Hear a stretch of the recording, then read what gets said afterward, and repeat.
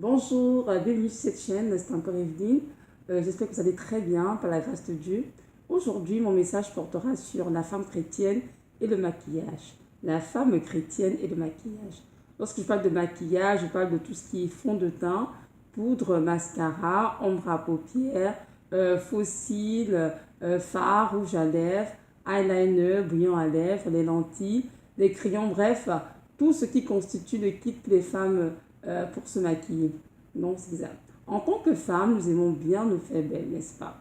Nous aimons bien être bien habillés, bien coiffés, avoir un visage rayonnant en tout temps. Et c'est bien, il n'y a rien de mauvais à cela. Nous pouvons constater que la société a beaucoup évolué avec la mode féminine. Les mannequins et les actrices ont été, depuis plusieurs siècles, des modèles pour plusieurs jeunes femmes.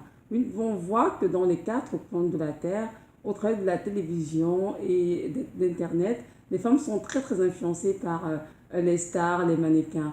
Et cela semble normal. Les femmes chrétiennes et païennes de toutes les races confondues se maquillent et se parent de toutes sortes de choses afin de paraître plus belles ou plus séduisantes, dépendant de chacune. Notons cependant que le maquillage est une pratique très très ancienne qui a vu le jour en Égypte. Les femmes égyptiennes se maquillaient beaucoup déjà depuis trop longtemps. On parle de 5000 ans avant Jésus-Christ. Donc, on peut comprendre que la pratique est très ancienne. La pratique a juste évolué avec le temps. Maintenant, pourquoi les femmes se maquillent-elles? Pourquoi sont-elles si attirées par tous ces artifices et pourtant Dieu les a créées belles au naturel? Nous allons d'abord définir ce qu'est le maquillage avant de continuer. Donc, le maquillage, c'est l'action de mettre en valeur les qualités esthétiques du visage ou du corps et d'en dissimuler les défauts à l'aide des produits cosmétiques colorés. C'est aussi l'utilisation des produits cosmétiques pour modifier les traits du visage et du corps en vue de la création de personnages, notamment les acteurs de cinéma. Donc, à la lumière de cette définition, nous pouvons constater que lorsqu'on se maquille, le but en fait c'est de s'embellir ou de modifier certains traits du corps ou du visage. Donc, c'est la raison pour laquelle plusieurs personnes se maquillent. Ceci veut tout simplement dire que lorsqu'on se maquille, on essaye en fait donc de modifier notre apparence. Maintenant, en tant que femme chrétienne, la question qu'on doit se poser est celle-ci. Est-ce qu'une femme chrétienne, est-ce qu'une femme chrétienne peut se maquiller? Quel est le regard que le Seigneur pose sur cette pratique? Dieu est-il concerné par notre apparence? Oui, évidemment, car nous sommes le temple du Saint-Esprit, nous dit la Bible. On va le lire dans 1 Corinthiens 6, verset 19 à 20. 1 Corinthiens 6, verset 19 à 20. Il est écrit ceci, je vais lire. Ne savez-vous pas que votre corps est le temple du Saint-Esprit qui est en vous et que vous avez reçu de Dieu et que vous ne vous appartenez pas à vous-même, car vous avez été racheté à un grand prix. Glorifiez donc Dieu dans votre corps et dans votre esprit qui appartiennent à Dieu. Amen. En effet, notre corps, en tant que chrétien, appartient à Jésus-Christ. Et c'est ce qu'on y met, lui importe beaucoup, bien entendu. Ce que nous mettons sur notre corps doit glorifier le Seigneur. Et c'est ce qu'il nous demande après ce passage biblique ci-dessus. Maintenant, est-ce que se maquiller glorifie le Seigneur? Le type est écrit dans la parole, dans Genèse, je crois, 1, verset 27, que Dieu créa l'homme et la femme à son image. Alors, si Dieu nous a créés dans sa perfection, pourquoi voulons-nous donc modifier ce qu'il a créé? En effet, se maquiller veut dire tout simplement à Dieu, qui est notre créateur, que nous voulons corriger ce qu'il a fait, qu'on n'aime pas nos traits du visage, notre teint. Alors, on va utiliser des produits cosmétiques pour améliorer notre apparence physique. Beaucoup diront, mais non, ce n'est pas pour cela que je me maquille et ce n'est pas ce que je transmets comme message au Seigneur. Peut-être c'est vrai, moi je le crois, mais la vérité est que c'est le message que nous transmettons au Seigneur, que nous voulions ou pas. En fait, on est en train de lui dire que nous n'aimons pas notre corps. On lui dit tout simplement que nous aurions aimé avoir telle couleur de peau, d'où le port du fond de teint pour certaines, ou les yeux de telle couleur, d'où le port des lentilles pour certaines, etc. J'en passe, il y en a tellement. En fait, on essaie d'améliorer ce que Dieu a fait. On pourrait dire, mais non, on veut juste s'embellir. Et pourtant, la vérité est qu'on n'est pas d'accord avec son œuvre. Donc, on fait tout pour paraître plus belle sur les standards du monde. Mais en réalité, cette beauté que l'on crée en utilisant des produits cosmétiques a pour but de séduire. Dans la Bible, nous ne voyons aucune femme portant le maquillage, excepté Jézabel qui porta des fards à ses yeux lorsque le prophète Jéhu approchait de la maison royale. Lorsqu'on parle des autres femmes de la Bible, de Sarah, Rebecca, Esther, Rachel, on les décrit comme des femmes très belles de figure. Elles ne portaient pas le maquillage, elles avaient une beauté naturelle. Donc, ceux qui se maquillent suivent le modèle de Jézabel. Maintenant, qui était Jézabel? C'est sûr que je ne veux pas entrer dans tous les détails et tout parce que les textes sont très très longs. Mais si vous allez lire dans 1 roi 16, on verra bien que Jézabel était une princesse, hein, la princesse, la fille du roi d'un pays appelé Sidon. Et cette princesse a été prise comme épouse par le roi Akab, le roi d'Israël. Et nous pouvons lire dans la parole comment ces œuvres ne sont pas des œuvres glorieuses du tout et comment c'est elle qui a incliné vraiment, comment dirais-je, les cœurs des enfants d'Israël vers l'idolâtrie. Nous pouvons d'ailleurs prendre le temps de lire ensemble un petit passage qui résume à peu près c'était quoi les œuvres de Jézabel. Nous allons le lire dans 2 Rois 9, verset 22. 2 Rois 9, verset 22. Donc, il a été écrit ceci. Dès que Joram vit Jéhu, il dit, est-ce la paix, Jéhu? Jéhu répondit, quelle paix, tant que durent les prostitutions de Jézabel, ta mère et la multitude de ses sorcelleries. Jézabel était parée de mauvaises œuvres. On parle de ses prostitutions et de ses sorcelleries. Donc, Jézabel était une sorcière. Et c'était elle qui a enseigné en effet aux enfants d'Israël à servir de faux dieux et à pratiquer toutes sortes d'abominations. Elle était une femme très orgueilleuse, on le voit dans la parole quand on lit, très cruelle, très rebelle et elle aimait beaucoup séduire, manipuler, contrôler. Et ce qu'elle a fait durant toutes les années où le roi Akab était roi d'Israël, elle a manipulé beaucoup son mari et a incliné vraiment son cœur vers de faux dieux. Maintenant, nous pouvons essayer de voir aussi comment est-ce qu'elle se tenait, c'est quoi son comportement vis-à-vis des autres personnes. On va le lire dans toujours 2 Rois, c'est ça, 2 Rois 9 toujours, mais versets 30 à 31. Allons le lire ensemble. Donc 2 Rois 9, versets 30 à 31. Il est écrit ceci. Jéhu entra dans Israël. Jézabel, ayant après mis du fard à ses yeux, orna sa tête et regarda par la fenêtre. Comme Jéhu franchissait la porte, elle dit, est-ce la paix, Zimri, assassin de son maître? Donc je passe on peut continuer à la maison, bien comprendre le texte et tout.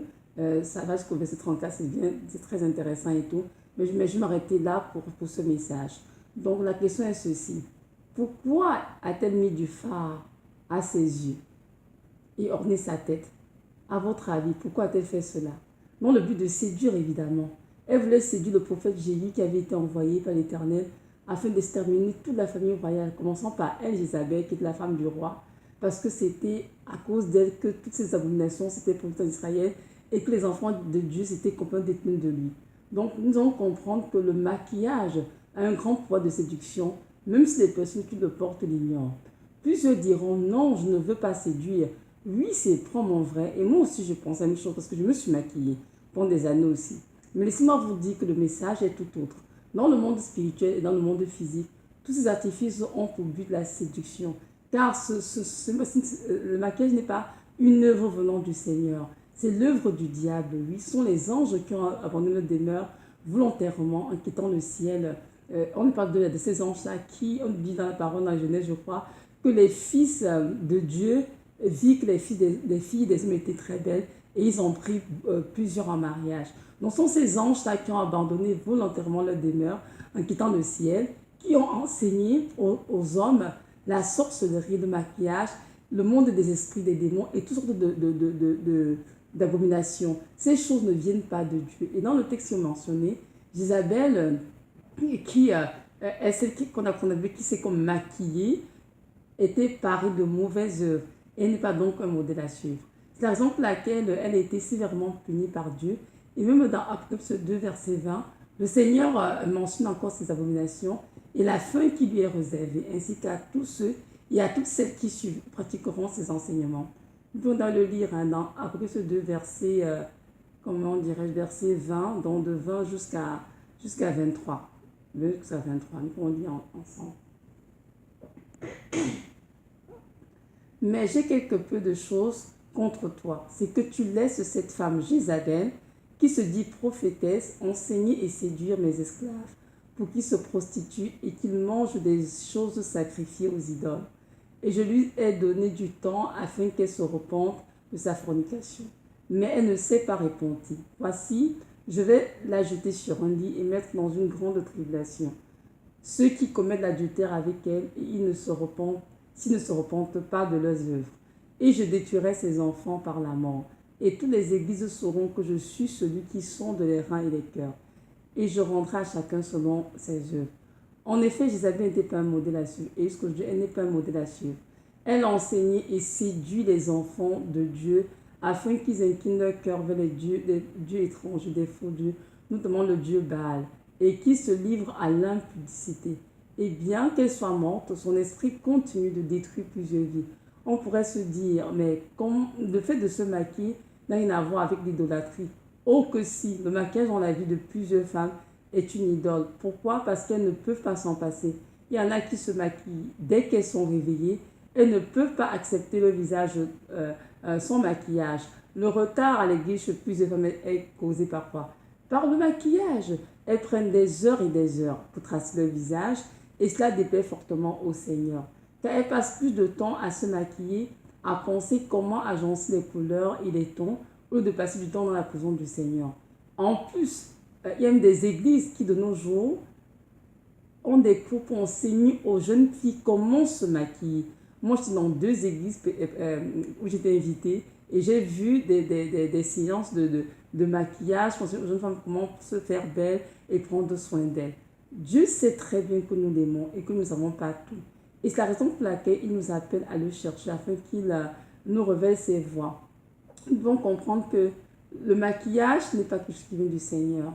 Et je sais que nous avons évolué dans une société où tout le monde se maquille, donc tout semble normal. Les femmes de Dieu se maquillent, les chrétiennes se maquillent, les païennes se maquillent. Donc c'est comme, je trouve que c'est fait rien de plus. Mais en fait, c'est pas vrai. Parfois, des choses si cachées, si profondes, et si Dieu ne les révèle pas, on ne les saura jamais. C'est ça qu'il dit dans, je crois que c'est Jérémie 33, verset 3, invoque-moi et je te répondrai, je te révèle des choses cachées que tu ne connais pas. Et effectivement, dans nos vies, parfois, il y a des choses si cachées et ça peut que Dieu nous révèle ces choses, leur sens spirituel, afin que nous puissions bien saisir, comprendre le pourquoi de chaque chose. Parfois, des choses si anodines, qui sont si normales, et pourtant ces choses sont des abominations devant le Seigneur, notamment le maquillage, qui en est un exemple. Nombreuses sont les femmes qui sont maquillées un moment de leur vie dans le but de s'embellir. Et c'est vrai, je le crois. Mais la vérité derrière tout cela, c'est qu'il y a des esprits des eaux à la base, des esprits de sirène avec cette pratique. Moi aussi, je me maquillais avant. Je me maquillais depuis plusieurs années. Je mettais le fond de teint très souvent. Et lorsque j'ai commencé à avoir la dépigmentation de ma peau, j'ai continué. Alors, je me suis maquillée encore de plus en plus. Je mettais beaucoup de fond de teint, surtout lorsque je sortais, parce que je ne voulais pas aller dehors avec ma peau dépigmentée. Mais je me rappelle qu'en mars 2016, j'ai eu un rêve dans lequel le Seigneur me demandait avec beaucoup d'autorité d'arrêter de mettre ça sur mon visage. Quand je me suis réveillée, j'ai partagé le rêve à mon époux. J'étais un peu hésitante et tout, est-ce que c'est pour le Seigneur? Mais tout il m'a dit qu'il était sûr que ce Seigneur m'avait parlé. Et que de toute façon, il m'a toujours dit de ne pas mettre ces choses-là. Car il aimait bien que je sois naturelle. Mais je n'ai pas obéi aussitôt. Je faisais toujours des rêves très étranges. Et un soir, lorsque je priais avec mon mari, il a eu une vision dans laquelle il voyait une femme très grande de taille, avec de longs cheveux, et qui me suivait partout où j'allais. Mais il n'était pas capable de voir les culs, c'était tellement très très très grande de taille. Dès qu'il m'a décrit la femme et tout, j'étais comme dans mon cœur, mais c'est qui cette femme, Seigneur? Et lorsqu'il l'a chassée et tout, elle ne voulait pas s'en aller. Et cela a continué, puis pendant plusieurs jours qu'on priait, les mêmes visions qui se répétaient, et elle ne voulait pas s'en aller, cette femme. Donc je ne comprenais pas pourquoi elle me suivait et pourquoi elle ne voulait pas s'en aller. Donc j'ai commencé à crier au Seigneur, vraiment avec détresse, de se révéler à moi. Je ne comprenais pas pourquoi cette femme me suivait partout et tout. Et dans mon cœur, chaque fois que je pensais à la vision, j'en ai tout dans mon cœur ce mot sirène, sirène des eaux. C'est mon cœur, mais qu'est-ce que j'ai fait avec des sirènes, moi, Seigneur? Moi, je suis une femme qui t'aime, je te cherche, Seigneur. Moi, je passe mon temps dans la prière, dans la parole. Je ne regarde pas de films de télévision du tout. D'où viendront les affaires de sirène. Mais en continuant de prier, le Seigneur m'a révélé que cette poutre, le fond de teint que j'appliquais sur mon visage, en fait, dans le monde spirituel, était une souillure sur mon visage. Et ça me rattachait à un esprit de sirène des eaux. Donc, je comprenais en fait c'était la raison pour laquelle il ne voulait pas s'en aller, parce que je m'étais appliqué quelque chose. C'était en fait comment dirais-je, elle qui était la base de cela. Et c'est en effet vraiment cet esprit qui est à la base du maquillage et de plusieurs ornements, de plusieurs crèmes que les femmes utilisent pour se faire belle. Et vu que j'en étais trop dépendante aussi, c'est là qu'on me donne dans ma vie parce que je ne peux pas m'en passer du fond de teint. J'en mettais tout le temps quand je voulais sortir pour essayer de cacher ma peau, la décoration que j'avais et tout. Alors, lorsque j'ai arrêté de me maquiller et que j'ai commencé à mettre à la poubelle toutes les choses que je montrais de m'en débarrasser, là, je ne voyais plus la femme jusqu'aujourd'hui. Au fait, nous devons comprendre ceci. Lorsque nous mettons ces choses, on paraît peut-être belle devant les êtres humains. Mais dans la réalité spirituelle, on est très sale et nu pour certaines. Pourquoi? Parce que ces choses sont diaboliques et font en sorte qu'on dégage un parfum désagréable devant le Seigneur. De plus, même les études cliniques ont prouvé que ces produits cosmétiques abîment énormément la peau. Car la peau est une cellule vivante, comme vous le savez, et tout ce qu'on applique dessus doit être vraiment, comment dirais-je, bien choisi. Pourquoi? Parce qu'elle absorbe tout ce qui a, la cellule de l'épidémie, absorbe tout ce qui est appliqué dessus. Donc, c'est une crème nourrissante, c'est sûr qu'elle va nourrir la peau, mais si c'est quelque chose d'autre qui n'est pas bien pour la peau, elle va juste détruire la peau complètement. Donc, c'est la raison pour laquelle beaucoup de dermatologues recommandent à plusieurs femmes qui ont des problèmes de peau, d'acné, surtout de fuir le maquillage. Car ces produits bouchent les pores et empêchent ainsi la peau de respirer correctement. Donc, évidemment, ça nuit à son fonctionnement normal. Et pour les femmes, même qui ont des peaux en santé, on remarque à l'étude que le maquillage provoque vraiment un vieillissement qui est précoce. Et c'est ça qui les rend dépendantes des crèmes anti-âge, de toutes sortes de techniques pour se rajeunir. Pourquoi? Parce que à la longue, et tous ces produits, vu qu'ils sont vraiment faits, comment dirais-je, c'est vraiment l'œuvre du diable simplement, c'est pour détruire ce que Dieu a fait. Alors que Dieu nous a appelés à rester naturels et cela lui fait plaisir ainsi. Donc comprendre que cela ne rend aucunement gloire à Dieu, le fait de se maquiller, d'appliquer toutes sortes de choses sur notre visage, sur notre corps. N'oublions pas aussi que nous avons été créés à l'image de Dieu. Donc, comme Dieu est esprit, nous sommes aussi des êtres spirituels. Nous possédons une âme et nous vivons dans un corps physique. Et les trois parties, l'esprit, l'âme et le corps, sont très importantes pour le Seigneur. C'est la raison pour laquelle il est dit dans 1 Thessaloniciens 5, verset 23, de garder l'esprit, l'âme et le corps irrépréhensibles, c'est-à-dire sans tâche, pour le jour de l'avènement de Jésus-Christ de Nazareth. Et le Seigneur Jésus revient bientôt, nous avons tous et tout. Lorsqu'il reviendra, il est même trouver ces trois parties conservées dans la pureté. Notre corps est le temple du Saint-Esprit et Dieu nous a tous invités, dans Romains 12, verset 1, à lui offrir notre corps comme un sacrifice vivant, saint et agréable à Dieu. Donc, sans ce maquis, nous sommes tous d'accord qu'on est déjà souillés et le sacrifice qui est notre corps n'est malheureusement plus saint, mais plutôt une abomination devant le Seigneur. Donc, pour ceux qui se maquillent depuis l'adolescence ou qui ont commencé même à l'âge adulte, moi j'ai commencé à l'âge un peu plus adulte, je dirais, elles vont plutôt voir qu'elles ont du mal à s'en défaire. Car cela, au fil des années, crée une certaine dépendance. On se rend compte qu'on ne veut plus sortir sans fond de teint ou sans se maquiller, tout simplement. Pourquoi? Parce qu'on s'est habitué à se voir dans le miroir avec cela, à se prendre devant les amis, les hommes de la famille, les frères et sœurs, étant maquillés. Donc, on croit qu'on est plus belle avec ces choses-là. Et lorsqu'on on arrête de les mettre, lorsqu'on se met, on se trouve comme laide. Mais en fait, ce n'est pas la vérité. Il ne faut pas croire à cela. Car c'est l'esprit des autres, je veux dire la sirène qui est la base, qui nous chuchote comme quoi, oh voilà, t'es pas belle, sans ci, il faut que tu appliques cela. Mais en fait, ce n'est pas la vérité. La vérité, c'est que Dieu nous a créés belles déjà. Et il aimerait que nous restions naturels. Et le fait de voir toujours et de se maquiller montre bien qu'on a une dépendance. Et c'est ainsi que le maquillage devient une idole dans la vie de plusieurs femmes. Je ne sais pas la vie de tout le monde, mais la vie de plusieurs femmes. Le maquillage est une idole. Comment est-ce possible que les enfants de Dieu Le type écrit dans le Psaume 139, verset 14, je te loue de ce que je suis une créature si merveilleuse, tes œuvres sont admirables et mon âme le reconnaît bien. Donc, si nous sommes une créature merveilleuse et que nous admirons l'œuvre de l'Éternel, comment pouvons-nous essayer encore en même temps de modifier, de courir ce que le Seigneur a fait? Et c'est ce qui est écrit dans Genèse, qu'il a créé l'homme et la femme à son image et tout. Donc, nous sommes des créatures de Dieu et il nous a créés dans toute sa perfection. Lorsque nous lui avons donné nos vies, nous sommes devenus son saint temple. Malheureusement, n'étant pas enseignés de manière correcte ou bien à cause de plusieurs mœurs corrompues de ce siècle, nous avons copié ce que font les gens du monde, en oubliant que nous sommes la lumière du monde et le sel de la terre. Comme nous dit la parole, au lieu de comprendre que nous ne sommes pas de ce monde, que nous sommes des pèlerins, des ambassadeurs de Dieu, des ambassadrices aussi de Dieu sur cette terre, et vivre de manière chaste et réservée, en se présentant des souillures du monde, on s'est laissé séduire par la mondanité au point qu'il n'y a plus de différence entre les femmes chrétiennes et les femmes païennes. On fait des compromis et on fait exactement comme les filles du monde, tout en proclamant tous les dimanches et presque même pour tous les jours pour plusieurs que nous servons le Dieu Tout-Puissant. Alors, mesdames, ce Dieu saint nous appelle à la participer à sa sainteté et à nous sanctifier. Et cela commence vraiment dans notre cœur et se reflètera sur notre manière de nous conduire, de nous tenir, de nous habiller, de prendre soin de nous. En effet, le Seigneur exige de toutes ses filles vraiment la sanctification interne et externe. Alors, je veux que tu saches vraiment ceci, toi qui es en ce moment. Si tu te maquilles, je t'encourage vraiment à demander à Dieu de t'aider à t'en détacher, à arrêter.